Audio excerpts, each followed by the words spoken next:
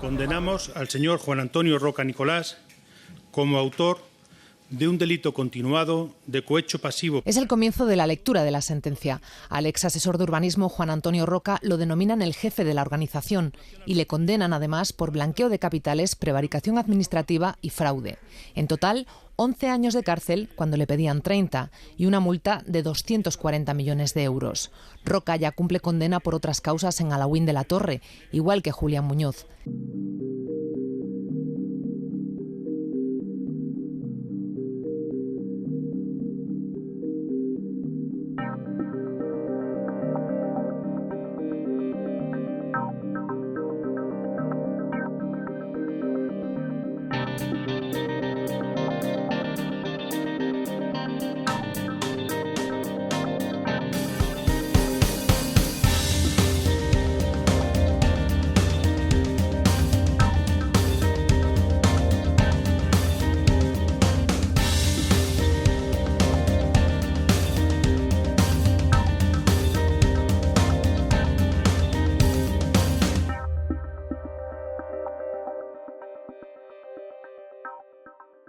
El caso Malaya ha sido una gran trama de corrupción municipal centrada sobre todo en una organización criminal, lo digo así, lo decía la policía, la fiscalía, que era la organización de Roca, donde sobre todo se cometían dos delitos, que era el cohecho, los sobornos, y el blanqueo de capitales, la forma de lavar ese dinero que le entraba a Roca y a los suyos, a sus testaferros, de forma ilícita de las comisiones ilegales que cobraban. El hecho de que la operación Malaya no empezara hasta finales del año 2005, la investigación empieza en secreto en noviembre de 2005, es, digamos, en mi opinión, una de las grandes manchas negras de la historia de la justicia y de la democracia en España.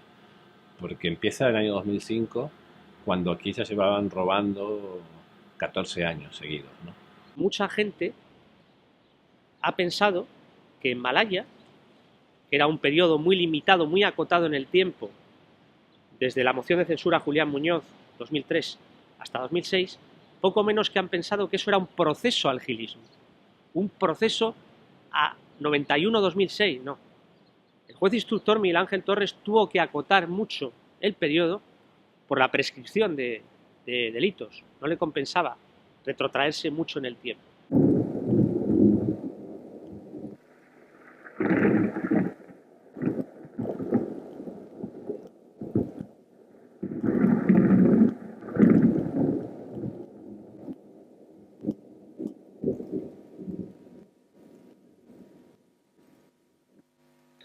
¡Qué ruina tenemos! Tenemos que dar un paso adelante. España se merece otra cosa. Hemos entrado en una inercia que conduce inexorablemente a la ruina.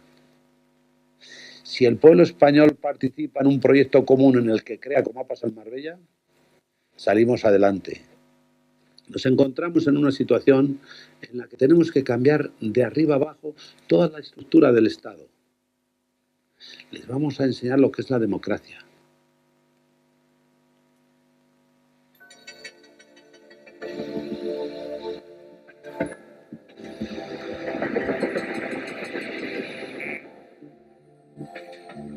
Jesús Gil desembarca en Marbella no por casualidad, sino porque había un caldo de cultivo que hacía necesario una alternativa a los partidos tradicionales que estaban aquí gobernando. En este caso era el Partido Socialista en coalición con el Partido Comunista, y había una sensación de corrupción más que absoluta, que coincidía con una crisis económica muy fuerte a finales de los años 80, que hacía que Marbella estuviese en picado. Cuando Gil viene a Marbella, él no oculta que viene a vender sus pisos y los del resto de la gente, ¿no? Le decía en campaña a la gente: yo vengo a vender mis pisos, los tuyos, los de este. Es decir, viene un empresario, viene un promotor inmobiliario que había tenido problemas con sus pisos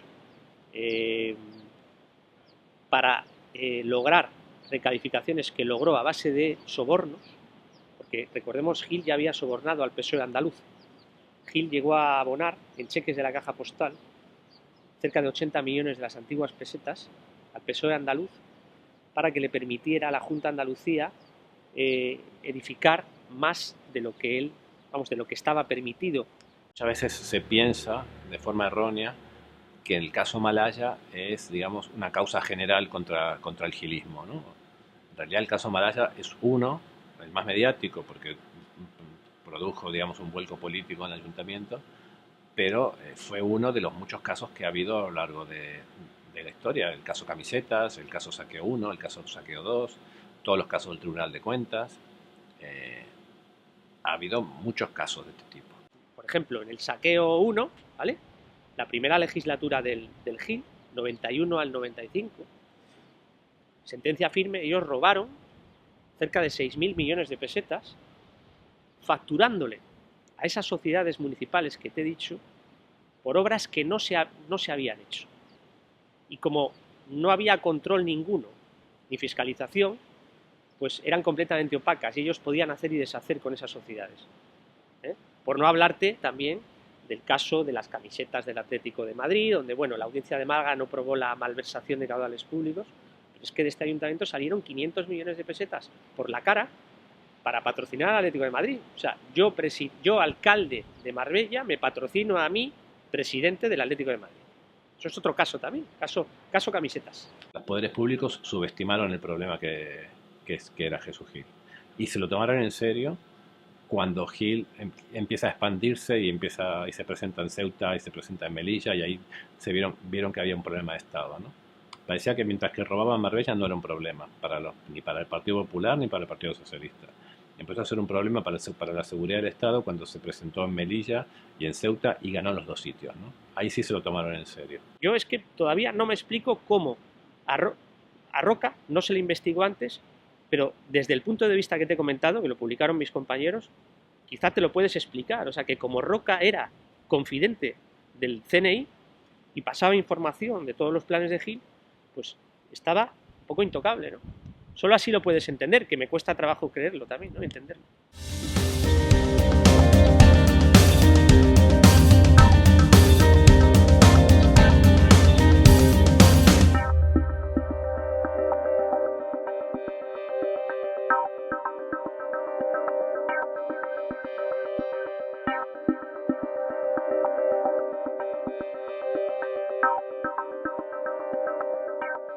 Jesús Gil no está en el caso Malaya porque falleció, como tú sabes, antes.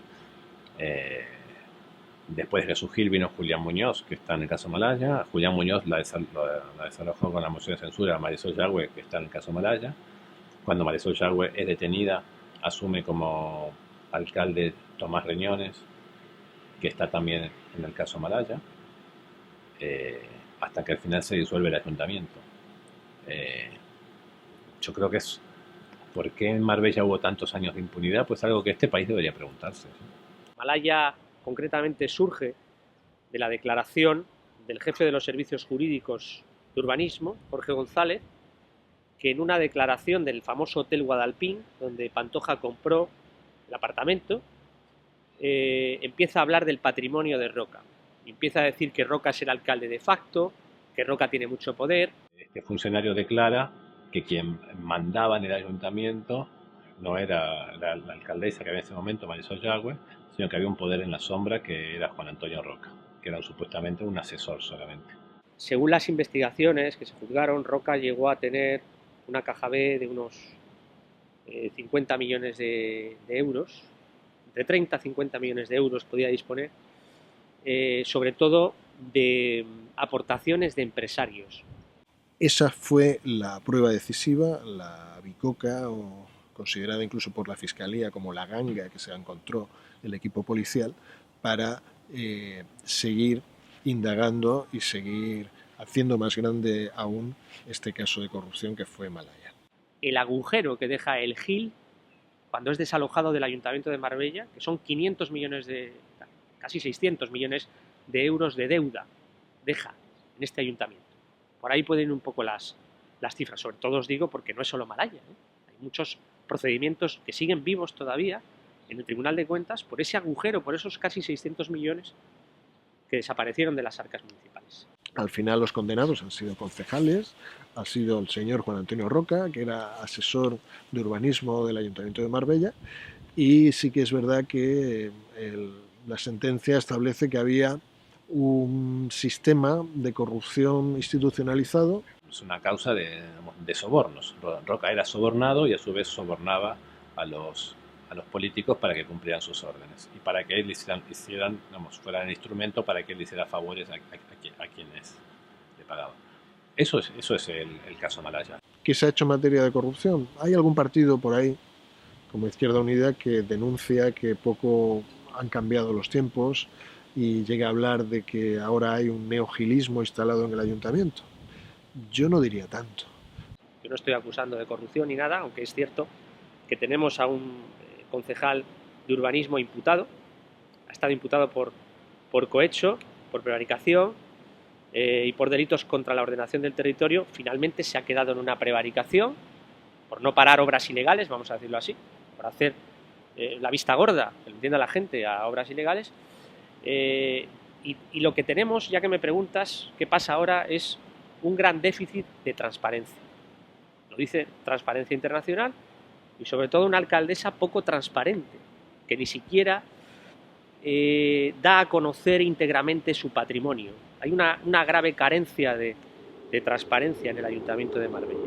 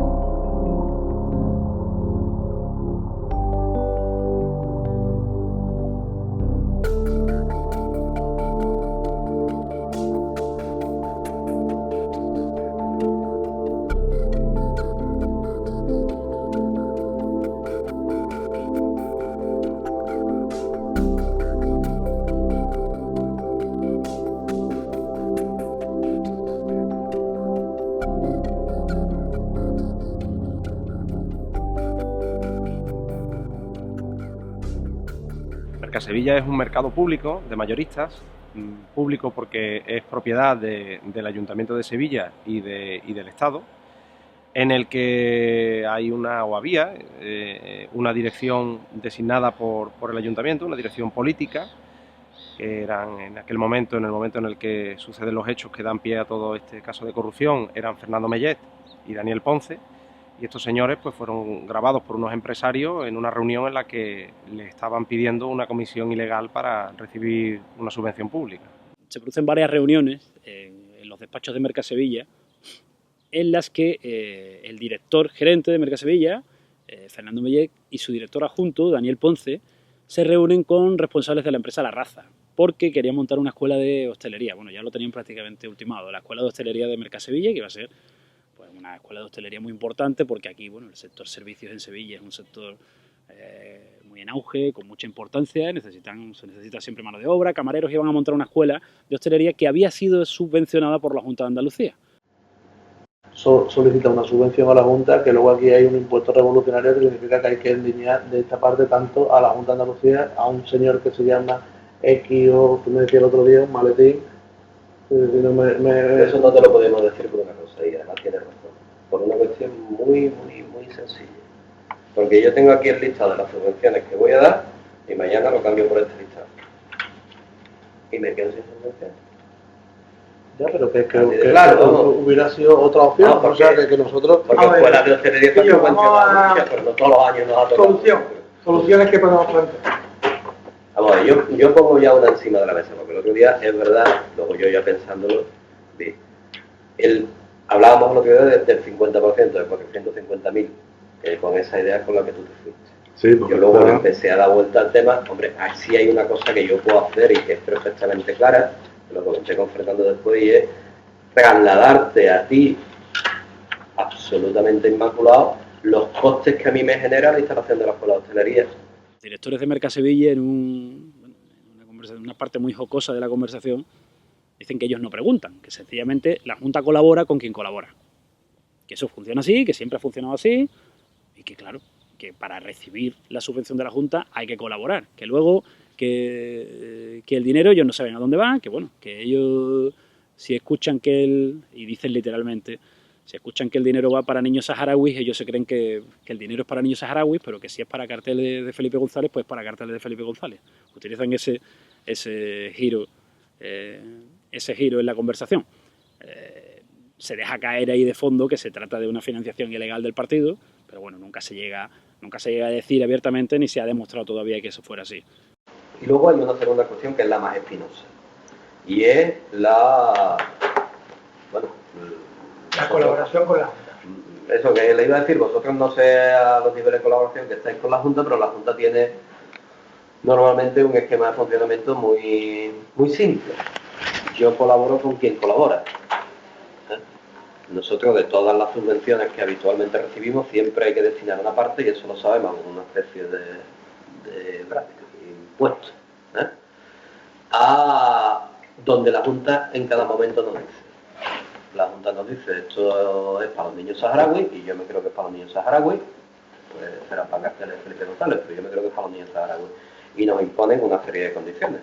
Si bien es cierto que en el primero de los casos, que es el que sí que ya está cerrado, se saldó con la condena hablamos de la intento de cobro de comisiones ilegales al restaurante La Raza, se salda con la condena a Daniel Ponce y a Fernando Mellet. También se condenó en una primera instancia al que era delegado provincial de empleo de la Junta, Antonio Rivas, pero posteriormente el Tribunal Supremo lo absuelve al entender que durante el proceso se ha vulnerado su presunción de inocencia.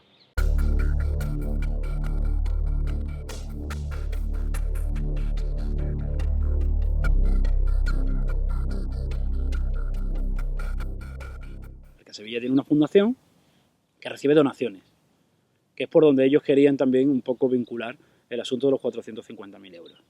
Entonces lo que hace la jueza es indagar y analizar todas las subvenciones que ha recibido la Fundación Mercasevilla durante los últimos años. Entonces aparece un listado enorme de subvenciones que ha recibido la Fundación, de grandes marcas muy conocidas, bancos. Entonces les llama muchísimo la atención una subvención muy importante, me parece que eran 750.000 euros, creo recordar, del Grupo Sando, de una filial de Sanma, una filial del Grupo Sando, que le llama mucho la atención a la jueza y que señala en el sumario y empieza a tirar de ese hilo. Al tirar de ese hilo de la subvención que entrega Sando, rápidamente lo vinculan con un concurso sobre los derechos del suelo de Mercasevilla que se realizó en el año 2005. El grupo Sando, que fue el que se llevó ese derecho de opción de compra sobre los suelos, ofertó 105 millones de euros. Y el grupo Noga ofertó 158 millones de euros. Había una diferencia de 53 millones de euros entre una y otra oferta.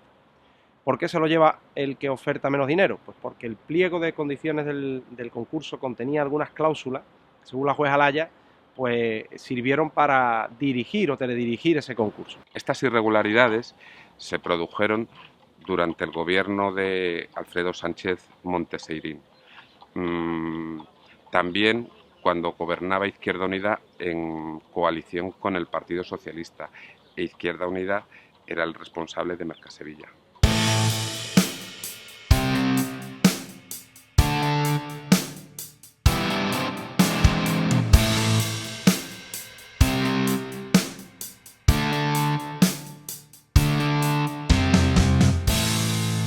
Antonio Rodrigo Torrijos era el teniente de alcalde del Ayuntamiento de Sevilla, gobernaba en coalición, él era de Izquierda Unida y gobernaba con el Partido Socialista, y Torrijos estaba en los órganos de Mercasevilla y, bueno, y aparece como uno de los implicados también en toda esta historia. Según la jueza Alaya, tenía interés especial en el tema del concurso. Se le había dado un poco el cometido de Mercasevilla en ese reparto de poder PSOE-Izquierda Unida, y él era verdaderamente el alma mater políticamente hablando de Mercasevilla. O sea que luego director gerente y director adjunto eran los que organizaban un poco la gestión del mercado, pero Antonio Rodrigo Torrijos era el gran controlador de lo que ocurría en Mercasevilla. Él era miembro del concurso de Mercasevilla y fue una propuesta que aprobaron por unanimidad todos los grupos políticos. Y hasta ahora lo que sí hemos visto es que no ha habido una imputación, en una instrucción que también fue una desimputación, después hubo una imputación de nuevo, y nosotros lo que sí queremos es que se clarifique y que, desde luego, Antonio Torrijos pues, responda a los procesos y en principio es inocente, pero evidentemente tendremos que esperar al juicio. La situación que se genera con el pacto PSOE-Izquierda Unida en el Ayuntamiento de Sevilla da origen a facturas falsas, da origen al escándalo de Marta Sevilla, está con fundaciones que están ahora mismo puestas en cuestión por la justicia y evidentemente lo que nos indica es que fue un pacto PSOE-Izquierda Unida que ha dado muchísima corrupción.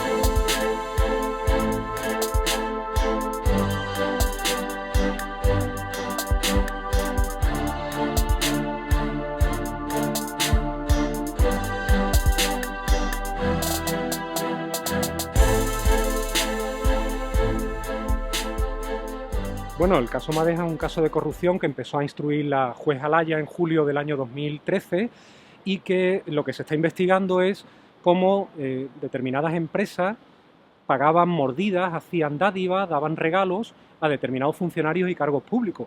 En el caso Madeja, lo que se destapa es que una empresa que contrata, una empresa sevillana llamada Fitonovo, que tiene contratos con el ayuntamiento, ha pagado comisiones, ha pagado mordidas a funcionarios municipales a cambio de conseguir las adjudicaciones. Bueno, todo surge a raíz de las sospechas del enriquecimiento presuntamente ilícito de un antiguo asesor del exalcalde socialista de Sevilla, Alfredo Sánchez Monteserín. Este asesor, Enrique Domingo Castaño, pues la Guardia Civil detecta que ha tenido un enriquecimiento que no se acomoda a los ingresos que le proporcionaban su actividad política. Todo al final parte de aquella grabación de un intento de comisiones ilegales y de ahí salen los tenores de Mercasevilla. Los tenores de Mercasevilla sale el enriquecimiento de Domingo Enrique Castaño, que sería el nexo de unión con esta trama en una primera instancia del caso Madeja,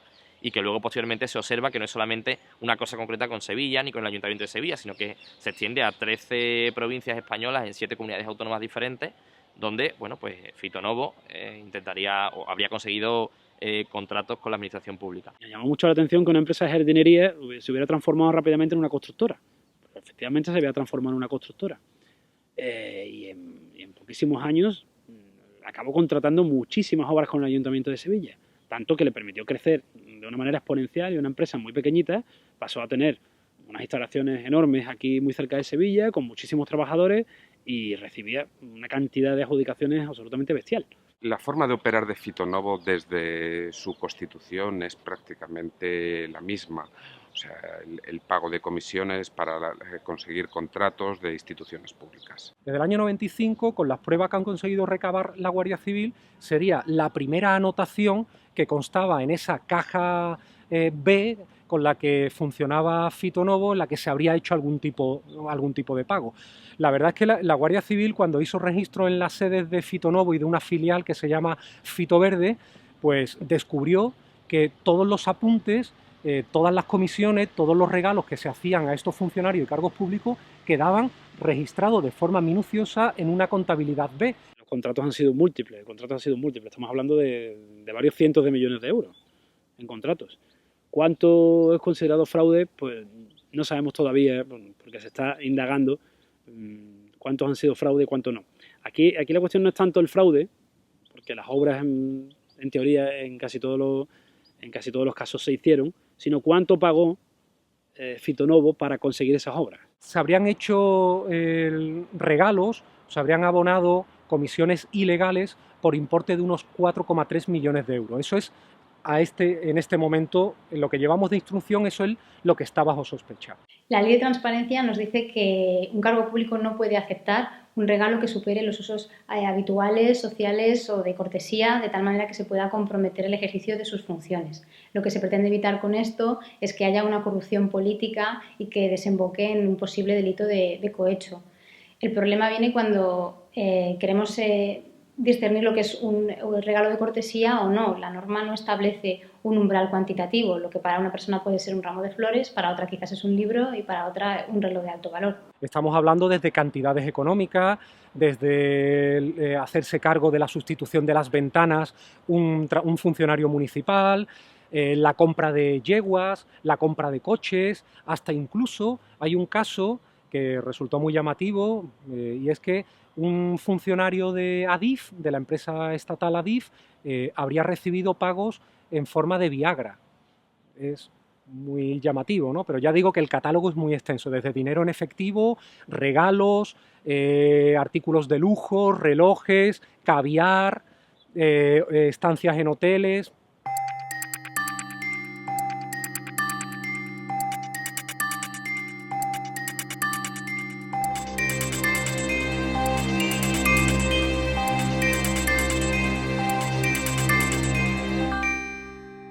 El caso Enredadera es una derivación del caso Madeja. No es más que el mismo caso, el caso Madeja. Lo que pasa es que ya ha extendido fuera de Sevilla, por eso lo de Enredadera, porque Madeja era por el nodo, por el simbolito, por el escudo de la ciudad, que es una madeja, pero cuando el caso pasa más allá de las fronteras de Sevilla, la Guardia Civil lo denomina Enredadera. Y efectivamente la continuación de esa investigación, conforme se va tirando del ovillo y se va viendo que Fitonovo no solamente habría comprado a funcionarios del Ayuntamiento de Sevilla, sino de otras administraciones, tanto de la Junta de Andalucía como de otras comunidades españolas, pues esa evolución es lo que dio lugar al caso Enredadera, efectivamente. Es un ejemplo de cómo las tramas de corrupción funcionan en este país. En este caso, bueno, el primer hilo salió de Mercasevilla, salió aquí en Sevilla, pero finalmente se está llegando a la conclusión de que, por ejemplo, en el caso de Enredadera, es una trama que está ramificada por toda España. Y no solamente afecta a determinadas administraciones de determinados partidos, sino que también hablamos de un modus operandi de los propios empresarios en su forma de relacionarse y de conseguir contratos con las administraciones públicas. De momento, según la instrucción de la juez Alaya, se habría descubierto que 3 partidos políticos, PSOE, Izquierda Unida y PP, al menos 2 partidos políticos para ser más exacto, PSOE, Izquierda Unida, según las investigaciones de la instructora, habrían recibido dinero a cambio de esa actitud, digamos, graciosa a la hora de adjudicarles contratos a Fitonovo.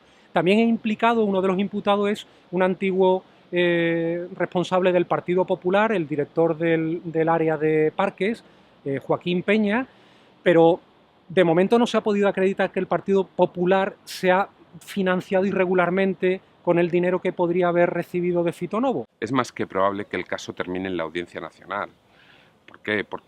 Porque afecta precisamente a diferentes provincias, a diferentes administraciones. Es un caso de delitos económicos, con lo cual la jurisdicción parece ser que va a ser la Audiencia Nacional. La Fiscalía, de hecho, ya ha pedido ese paso y todo parece indicar que la juez Alaya va a tomar la decisión de inhibirse y enviar el procedimiento del caso Madeja a la Audiencia Nacional.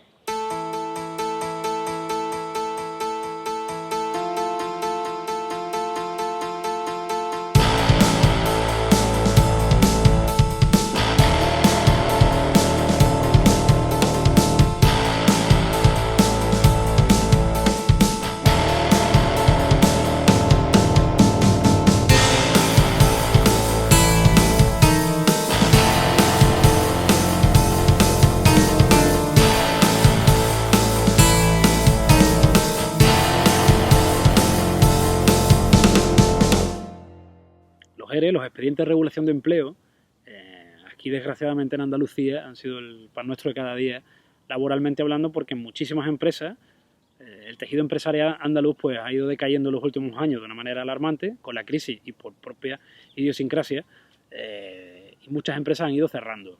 Un ERE es la abreviatura de Expediente de Regulación de Empleo y es un procedimiento administrativo laboral a través del cual un empresario solicita a la autoridad laboral competente permiso para o bien reducir la jornada laboral de sus trabajadores o bien suspender o extinguir directamente los contratos laborales, siempre que se den una serie de circunstancias y garantizando obviamente los derechos de los trabajadores. Para que los trabajadores no pierdan una cobertura, se hace el expediente de regulación de empleo para que esos trabajadores vayan cobrando las prejubilaciones y se regule la salida de los trabajadores. En vez de cerrar la empresa, lo que se hace es reducir el número de trabajadores pagando prejubilaciones a trabajadores para que salgan de la empresa reduzca su masa salarial y puedan seguir subsistiendo. Las circunstancias que tienen que darse, o bien que se extinga la personalidad jurídica de la empresa, es decir, que cese, o bien que se produzca un hecho de causa mayor, como puede ser, por ejemplo, un incendio, o bien que esté motivado en causas económicas, técnicas, organizativas o de producción de la empresa.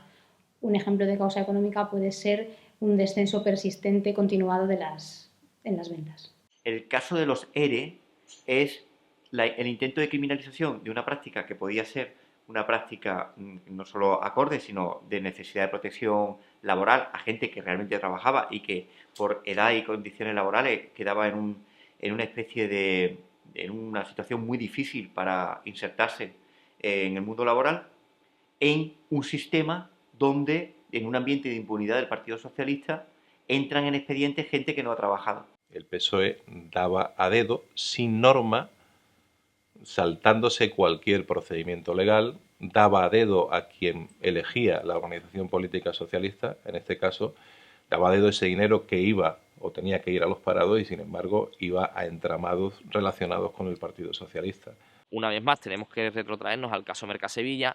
La jueza Laya, en la investigación de los ERES que hace la propia empresa Mercasevilla, uno en 2003 y otro en 2007, encuentra a varias personas que, sin haber trabajado nunca en la empresa Mercasevilla, estaban prejubiladas, costaban como personas prejubiladas en el ERE de Mercasevilla, aunque nunca habían trabajado en ella. Evidentemente que yo creo que cualquier consejo entiende que eso sí es legal. Eso lo planteo yo cuando el tema del ERE, y esto sí es legal. O sea, yo cuando a mí me consiguen una subvención del tipo ERE, que es la que quería explicar Daniel, yo para razones obvias al conseguidor tengo que pagar una comisión. Eso es una práctica habitual legal, y eso sí lo planteo yo en los consejos de administración. Con el primer ERE lo hice, tengo aquí el PP y lo digo. Eso no es un problema, yo pago una comisión por haber conseguido un ERE. Si conseguir un ERE no es solamente una gestión mía. Siempre no, y además la colaboración es muy condicionada. Es decir, si tú colaboras, todos los cursos que tú tengas que hacer habidos y por haber van a venir subvencionados. Eso es así de claro. ¿Y si no colaboras? Si no colaboras, Ya, pero yo te voy a poner un ejemplo muy claro. ¿Cuántas empresas públicas de esta ciudad o de este país están haciendo expedientes de regulación de empleo? Muchísimas. ¿Públicas? Públicas. Una vez que se investigan los ERES de Mercasevilla, se detecta que hay un fondo en la administración andaluza que sirve para financiar los ERES. Entonces la jueza lo que fija su atención es en cómo se nutre ese fondo, el famoso fondo de reptiles, en cómo se nutre ese fondo para financiar los ERES. El fondo de reptiles es como se conoce a la partida presupuestaria llamada 31L, que la Junta de Andalucía destinó a respaldar a aquellos empresarios de la comunidad que se vieran inmersos en un procedimiento de ERE, de regulación de su plantilla. Utilizamos la expresión fondo de reptiles porque Javier Guerrero, que era el director general de la Junta, el alto cargo de la Junta, que tenía la disposición de esa partida, él mismo la llamó como fondo de reptiles. O sea, si la persona que la maneja la considera un fondo de reptiles, pues ¿por qué nosotros no le vamos a llamar fondo de reptiles, ¿no? Si bien el fin de este fondo era completamente lícito, lo que ha resultado a posteriori es que se utilizaron estos recursos de manera fraudulenta. Se concedieron ayudas a trabajadores que realmente no estaban trabajando en las empresas, se concedieron prejubilaciones a trabajadores que no estaban en edad de jubilación, entre otros. El fondo estaba, en teoría, creado para la paz social en Andalucía. Destinar dinero urgente de la administración para crisis empresariales. De ahí, del fondo de los ERES se han pagado grandes ERES, como el de Delphi, que afectaba a 1.500 personas, o el de Faja Pirítica, casi a 1.000 personas. La partida 31L sí figuraba dentro de los presupuestos generales de la Junta de Andalucía. Fueron aprobadas por el Parlamento, por todos los grupos políticos, ¿de acuerdo? En ese sentido sí fue legal. Lo que no fue legal es la aplicación de esa partida 31L. El dinero que existía en el fondo de reptiles fue gestionado por la agencia IDEA.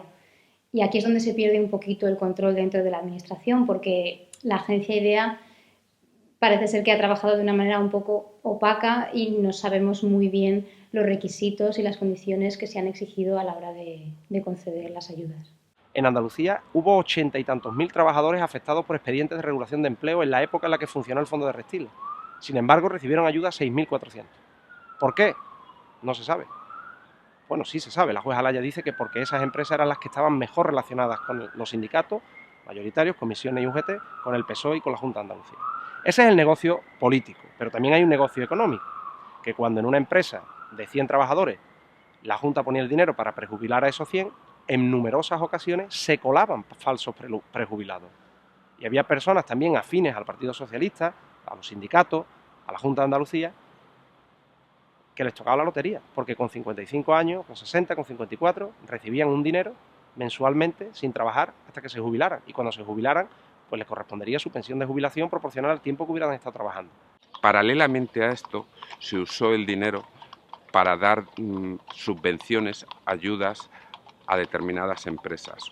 Empresas que además se concentran en la Sierra Norte de Sevilla, de donde es natural el personaje clave de la trama de los ERE, el exdirector general de Trabajo, Javier Guerrero.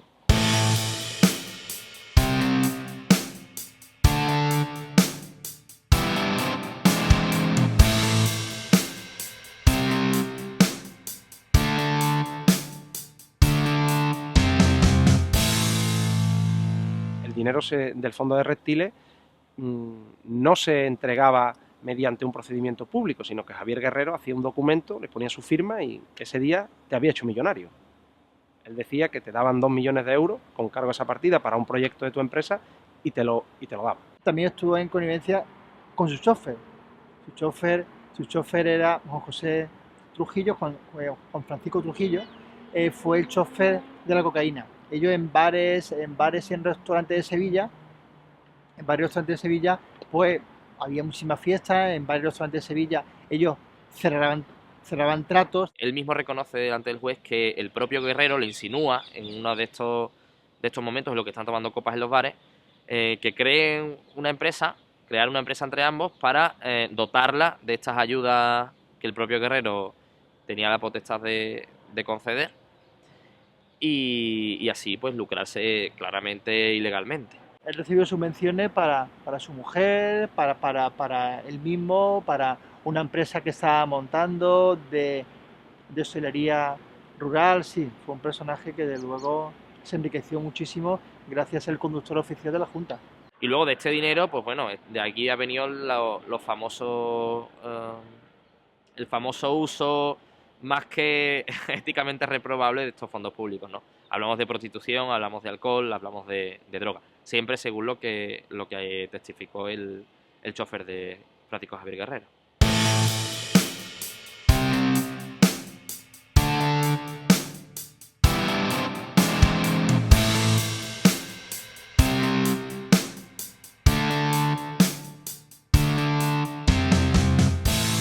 La propia administración, para prejubilar a los trabajadores, necesita contratar una serie de aseguradoras a las que les abona el dinero en cuestión que sea de cada póliza de cada trabajador para que sea la aseguradora quien vaya pagándole, digamos, la prejubilación a estos trabajadores. Aquí en medio también hay sindicalistas que salen en esta investigación en concreto y todo parte también del caso Mercasevilla. Hablamos de Juan Lanza, un sindicalista de UGT, bueno, al que incluso Fernando Mellés y Daniel Ponce se refieren a él como el conseguidor, como es la persona intermediaria que buscaba a los prejubilados, que buscaba a las aseguradoras y que prácticamente pues te dejaba todo resuelto. Para contratar a las aseguradoras no se hacía ningún tipo de concurso, eran contratos millonarios, pero la Junta de Andalucía las elegía de manera discrecional. La jueza Alaya considera que eso no debería ser así y ve ahí otras irregularidades. Ella alguna vez adelantó que habría que actuar contra las aseguradoras, pero de momento no lo ha hecho. Quienes sí están siendo investigadas son las mediadoras, que son las empresas de corretaje, los brokers, que se les llama, que eran los que les decían a la Junta contrate usted a tal aseguradora que es la que tiene la mejor oferta. Esas mediadoras, como Vitalia, por ejemplo, son las que sí que están ahora mismo siendo investigadas, parece que están metidas en la trama. Los tantos por ciento que conseguían se oscilan entre el 10 o el 20% de cada ERE, de cada expediente de regulación de empleo. Entonces, por eso son clave descifrar hasta qué punto ellos cometieron un fraude muy elevado.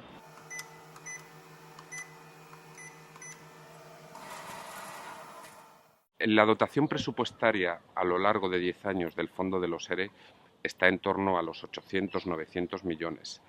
Dinero que se pueda considerar defraudado puede estar en torno a los 150 millones de euros.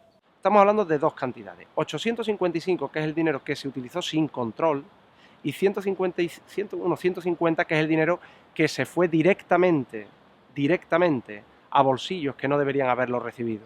La juez, sin embargo, considera que todos los 855 han sido malversados porque se han concedido mediante procedimientos sin publicidad procedimientos ilegales, y por lo tanto ella considera que todo es ilegal.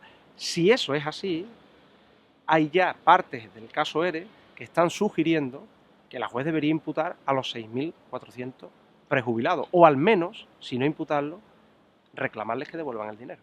En las materias que son objeto de investigación por esta comisión, nunca, repito, nunca se dedujo la existencia de posibles supuestos de fraude o menoscabo de fondos públicos. Si su vecino le advierte a voces por la ventana que salen llamas por el extractor de humos de su cocina, ¿usted qué haría? ¿Llamaría inmediatamente a los bomberos para evitar una probable catástrofe o esperaría a que su vecino le confirmase la noticia por carta o por correo electrónico? Uno de los hechos que más compromete a José Antonio Griñán es que, siendo él consejero de Hacienda de la Junta de Andalucía, el interventor general de la Junta, que es el funcionario que un poco controla que el dinero se gasta adecuadamente conforme a la ley, ese interventor emitió varios informes con un total de 15 advertencias, diciendo que el dinero de la partida 31L, de la partida del Fondo de Reptiles, se estaba utilizando de forma vulnerando total y absolutamente el procedimiento establecido. Hizo 15 advertencias y no fueron tenidas en cuenta. Y esos informes iban dirigidos a José Antonio Griñán. Es verdad que José Antonio Griñán siempre ha defendido que a él nunca le llegaron los informes, pero la jueza Alaya no se lo cree. La jueza Alaya considera que él era el consejero de Hacienda, que tuvo que tener conocimiento de los informes y que los hechos eran tan graves que es inverosímil que un consejero de Hacienda no estuviera al tanto. Mucha parte del fraude que se está investigando por la jueza Alaya fue en época que Chávez era el presidente y Griñán era el consejero de Economía y de Hacienda. Por supuesto, también Manuel Álvarez, cuando en los 8 años que fue consejera de Economía y Hacienda de la Junta de Andalucía, antes de irse de ministra de Fomento con Zapatero, también es un personaje importante, también es un personaje que de luego dará que hablar en el juicio y en la sentencia. Responsables políticos, pues son todos los políticos que conocían y no hicieron nada. No digo ya que lo intentaran ocultar o que lo intentaran tapar, que eso ya se demostrará si fue o no fue, pero por lo menos los que lo pusieron, los que estaban ahí cuando se puso en marcha, el dinero salía de la Junta por delante de su vista sin que ellos se dieran cuenta, en teoría, de que estaba siendo así. Esos son responsables políticos.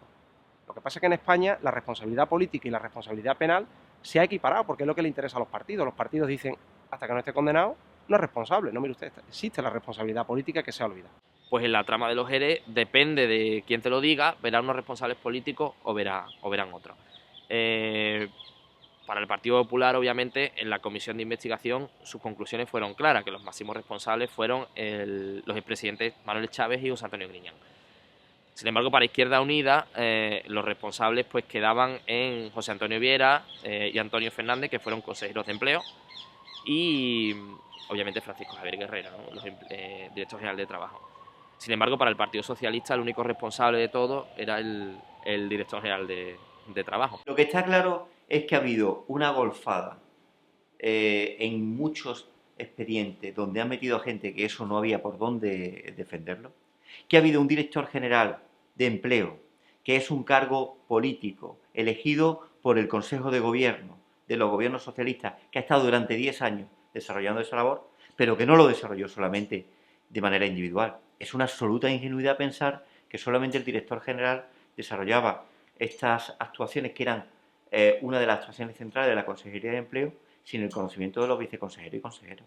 Fíjese que la señora Díaz ha sido presidenta durante 1 año y medio de la Junta de Andalucía, precisamente por los seres y por la corrupción, porque tanto el señor Chávez como el señor Griñán han salido corriendo del Parlamento de Andalucía por el asunto de los seres, ¿no?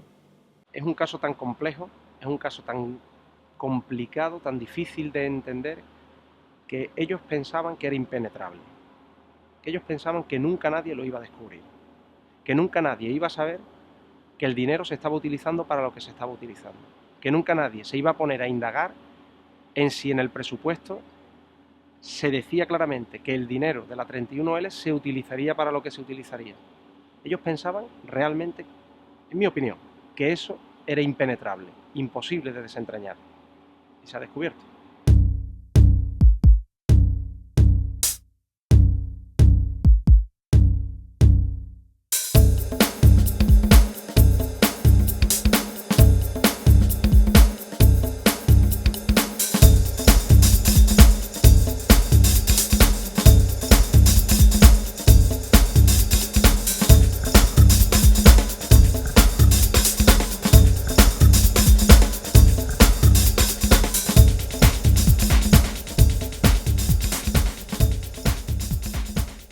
Cuando hablamos del fraude en formación tenemos que referirnos a 2 casos concretos.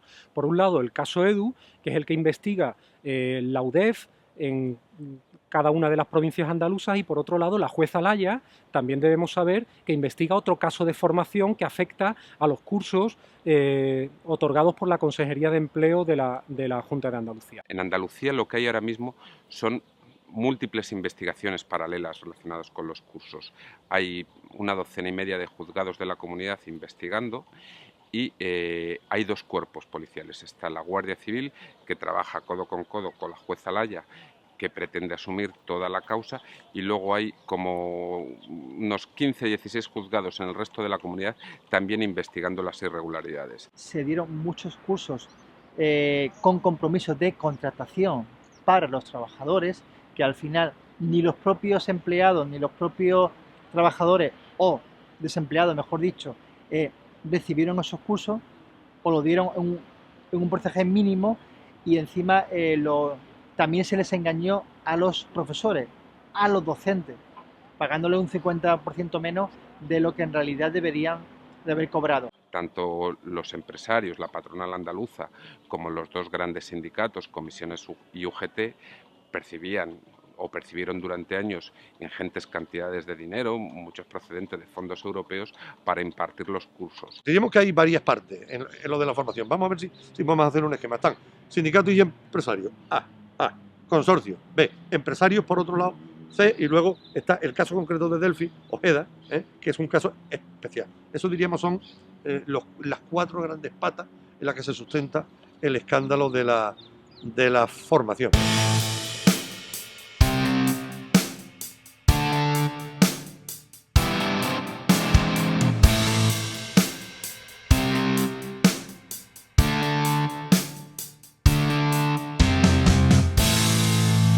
Él es uno de los ejemplos palmarios, un empresario que montó un entramado de sociedades que recibió un montón de dinero de la Consejería de Empleo para cursos de formación. Ojeda construye una red muy amplia de empresas que curiosamente tenían todas, casi siempre, el mismo domicilio, 2, todas el mismo domicilio. Eso está recogido en todas las investigaciones que nosotros hemos hecho. Y a partir de ese momento recibe, estando su cuñada, precisamente, casualidades de la vida, estando su cuñada Teresa Florido en la Dirección General de Formación de la Junta de Andalucía, recibe también, no todo el dinero, pero parte del dinero que se destina a los cursos de Delphi, a los cursos para los trabajadores de Delphi. Estamos hablando de como en torno a 50 millones de euros en el total de las empresas, de ese entramado de empresas al que me estoy refiriendo. Ángel Ojeda fue detenido por la policía el pasado verano y está pendiente de prestar declaración ante Alaya. Antes de empezar a concederse estas ayudas, se produjo una modificación por parte de la Junta de Andalucía de la orden de concesión de subvenciones, en el que se incluía un artículo que permitía adelantar el 75% de la ayuda a las empresas una vez que se les aceptaba la solicitud de subvención, quedando el 25% restante sujeto a que estas empresas justificaran que habían hecho un uso debido de estas ayudas. cuando la administración concede una subvención a una empresa, le da el 75% del total concedido y se queda con el 25% hasta que la entidad beneficiaria no justifique los gastos. Si no justificas el destino de las ayudas recibidas, no puedes volver a recibir otra ayuda de este tipo.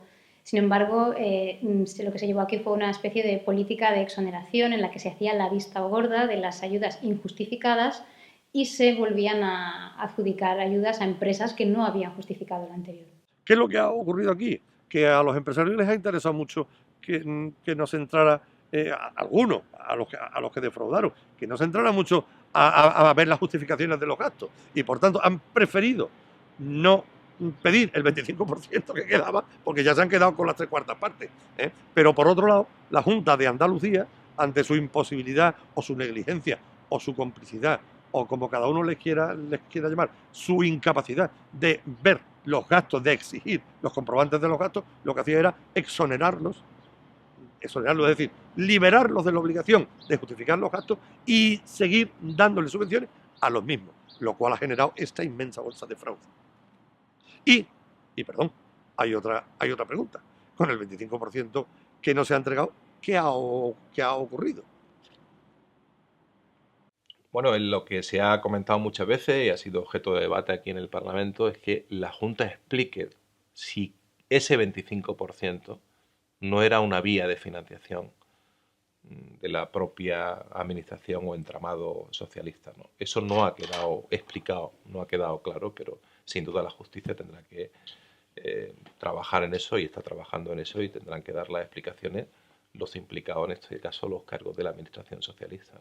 El problema de la actividad de formación es que se han beneficiado mucha gente que está vinculada al entorno del Partido Socialista. Esa es la clave de esa actividad de formación y por eso es por lo que nosotros queríamos investigar. ¿Y cómo investigar? Es abrir los expedientes, abrirlos en canal y revisarlos. Es lo que hay que hacer. Igual que los ERE es un fenómeno autóctono de Andalucía, los cursos de formación hay irregularidades en toda España. Yo no digo que el Partido Socialista sea el único que lo haya hecho. Es más, lamentablemente, las últimas investigaciones que he podido ver en la prensa nacional parece ser que otros partidos también están en esto. Pues bien, si hay otros partidos y el PP o Izquierda Unida o CiU o el PNV o el BNG o el PP de Galicia, si ellos han hecho lo mismo que ha hecho aquí el PSOE, España tiene un gravísimo problema de decencia nacional y que nos llevará directamente, seguramente, a una crisis institucional que ya estamos barruntando. Lo he dicho en anteriores ocasiones y lo repito ahora. Mi gobierno será implacable en la lucha contra la corrupción. La ciudadanía demanda con toda la razón ejemplaridad a sus instituciones y a sus representantes públicos. Susana Díaz irrumpió como presidenta con un discurso muy contundente en contra de la corrupción. Se presentó como una Dalí en contra de esa corrupción, tolerancia cero contra la corrupción, decía. Y después de 1 año y medio de presidenta, pues estos días está lanzando el mensaje de que al que haya metido la mano, que lo crujan directamente. Una expresión muy significativa, ¿no? Bien, ese es el discurso de Susana Díaz. La realidad, ¿cuál es?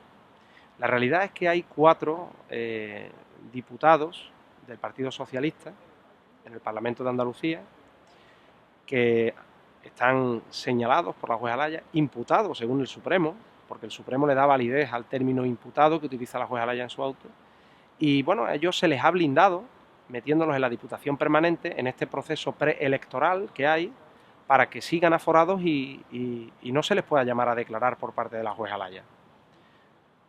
Por eso digo que una cosa es la teoría, una cosa son las palabras y otra cosa son los hechos. Alfonso Guerra fue mucho más digno que todos los socialistas que han venido después, porque era el caso del hermano y el tío dimitió al año siguiente dimitió. Chávez no ha dimitido. La hija le dieron un préstamo de 10 millones de euros a la empresa en la que trabajaba. Chávez ni dimitir, ni se le espera. Griñán era el consejero de Hacienda cuando todo el tinglado de los ERE. ¿Ha dimitido? No, ha sido presidente de la Junta. Susana Díaz estaba en todo el meollo. Ha sido, Susana Díaz, en términos soviéticos antiguos, es una aparatnichiki, como se decía, ¿no? Aparatnichki. Y entonces, claro, decir que ella no se enteraba de lo que pasaba en la Sierra Norte de Sevilla, pero si estaba usted sentada en el comité ejecutivo del PSOE de Sevilla, ¿cómo no se iba a enterar? Los periodistas siempre hemos tendido a pensar que influye muchísimo a la hora de votar el tema de la corrupción, pero hemos visto en Madrid, lo hemos visto en Valencia, lo hemos visto en Cataluña y lo vemos en Andalucía. No influye tanto el tema de la corrupción. La gente tiene una tendencia a sentirse protegida muy importante y en Andalucía funciona muchísimo eso. Lo que ha ocurrido es que después de más de 30 años de gobierno se acomoda, hay una especie también de identificación de las siglas del partido del gobierno con la administración. Eso puede haber dado en algún momento una sensación de impunidad a los gestores públicos que creo que con todos los acontecimientos conocidos en los últimos años ha sido barrida. Existían medidas para evitar este tipo de situaciones, como es el desvío de fondos y su posterior lavado. En cuanto al desvío de fondos, por ejemplo, en el caso de los cursos de formación, la Junta de Andalucía contaba con un órgano independiente como es la Cámara de Cuentas, que emitía informes alertando de una serie de irregularidades que se estaban produciendo y, sin embargo, la Junta de Andalucía parece no tomarlos como vinculantes. Y en cuanto al blanqueo, que podemos enmarcarlo, por ejemplo, en la operación Malaya, España cuenta con una normativa preventiva de blanqueo desde la década de los 90. Esta normativa prevé un órgano de control, de investigación y de sanción que se conoce como el SEPLAC, y junto a este SEPLAC existe la figura de los expertos externos independientes que colaboran con entidades susceptibles de recibir dinero negro para que sea blanqueado. Colabora con estas entidades desde la formación hasta la implementación en su estructura de políticas de prevención de blanqueo de capitales. Que en todo proceso de ayuda los mecanismos sean muy colectivos, es decir, que hayan diferentes órganos que tengan supervisión de los proyectos. No puede ser que el mismo que concede el proyecto sea el que lo evalúe y quizá lo que hay que establecer es mecanismos de contraste que sean normativizados. Poner todo tipo de controles, como por ejemplo un cuerpo de interventores por oposición, que no hay en la Junta de Andalucía, que controlen hasta el último céntimo de euro público, que nunca se produzca más este descontrol para evitar que pase todo lo que ha pasado, porque aquí ha habido fraude, descontrol, corrupción y al final un engrase y un juego político absolutamente inadmisible. Por tanto, poner todas las medidas que sean necesarias para que esto no vuelva a ocurrir. El problema de Andalucía es que no ha avanzado tanto como la gran cantidad de ayudas millonarias que han venido, sobre todo de vía fondos europeos. Andalucía podría haber prosperado muchísimo más si esas ayudas se hubiesen repartido bien, si se hubiesen repartido de una manera clara, evidente, con absoluta transparencia. Ojalá esa ley de transparencia que en Andalucía entra en vigor en junio hubiese estado hace 10, 15 o 20 años. Yo pienso eso es lo que debería de haber ocurrido en Andalucía. Con más mecanismos de control de la administración mejoraría mucho la cosa. Y no se hace porque sencillamente no interesa. No interesa porque al que tiene el poder, la falta de esos mecanismos de control y esa flexibilidad a la hora de mover el dinero y el poder le viene muy bien. Le viene muy bien porque eso te da una capacidad de decisión y de aprovechamiento de las circunstancias que si hay una norma muy concreta que no te permite ser flexible, no te lo daría. Entonces, como no lo cambian y no parece que eso vaya a cambiar mucho, pues seguirá existiendo la corrupción.